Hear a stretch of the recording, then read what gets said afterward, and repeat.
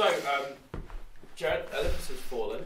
It's the kind of movie when I was watching, I thought they don't make them like this anymore. It had that throwback to the big sort of 90s and 80s action movies. Is that why you wanted to make it? Yeah, you wanted to give it that feel, you know, and that just that gritty, real, like you're really in there, you know, not aliens, not, you know, it's a threat today, the threat of terrorism, so it's very believable, especially if you lay it out like that, but at the same time updated. You know, what is modern technology, what are what's the culture of the Secret Service nowadays, what is it you do in that situation, how does the crisis room act, what are the methods you use as you go through the White House. So in that respect it's also very modern, but it has the classic feel. And you know there's going to be no twist. You sit there and think, I'm just going to enjoy this for 2 hours. It's a bloke saving the President of the United States. And it goes for the jugular, doesn't it? Because you take down the White House, and we don't see that on screen. No, exactly. I mean, that's what I loved about it. It was a really ballsy, audacious idea. That at the beginning of this movie, you literally go, oh, here comes a C-130 cargo plane attacking the White House.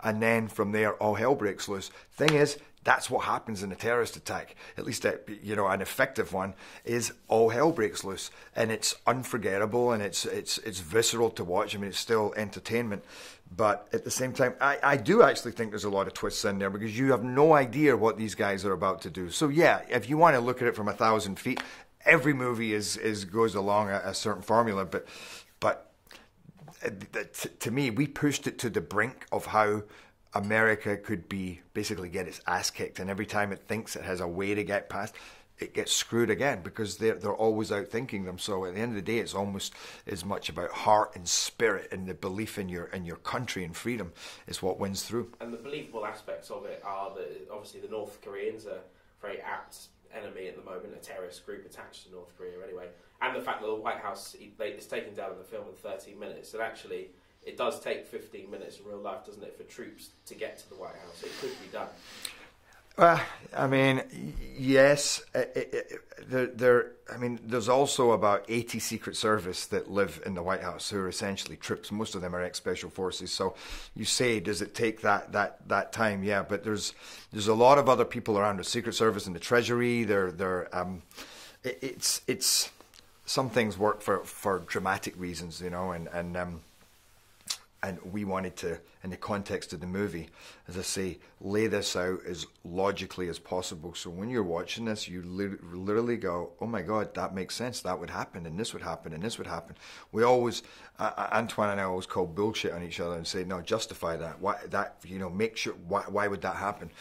And that's why the audience, when they watch it, literally, you hold. Even me, having made the movie, I'm holding my breath for 20-25 minutes as this attack unfolds. The action scenes, they look pretty brutal. Now, I've made the mistake of going by Wikipedia in the past in these junket interviews, but is it true you took a bullet in the eye and broke your neck? That's what everyone's saying. Yeah, I guess you would say broke your neck, but it wasn't like a neck break where I was almost paralyzed. I didn't actually find out for 2 months later that I broke. They found something sticking out in my throat, and they thought it was a growth. And then I went for an MRI and said, you've broken 2 bones in your neck. Just small, though. But yeah, and then I had a bullet. I was firing in the bullet casing, and they come up fast. I mean, it hit the pillar and then thumped me in the eye. And I didn't realize what had happened at first. I've been punched in the eye. But yeah, you pick these things up. I got throat burnt by Dylan McDermott. He flicked a cigarette. He had to do it every take, and I'm like, this is the dumbest idea. I know something's going to happen, and then it stuck to my throat, and I came up in a big scab. But you know what? Fun. And just finally, that you have some classic one-liners in this, and I can see them in 10 years, people quoting them back. Are they the days at work we turn up and think, this is just a gift, I can't wait for this? Well, most of them, yeah. I mean, in the original script, there was no humor in it. So it was about, you need humor in these movies. So most of them, you put it, you know, my interrogation scene with I mean, that wasn't even a scene in the original movie. It's like, we need to interrogate somebody. How do you do that in a badass, fun way? You got to have some humor.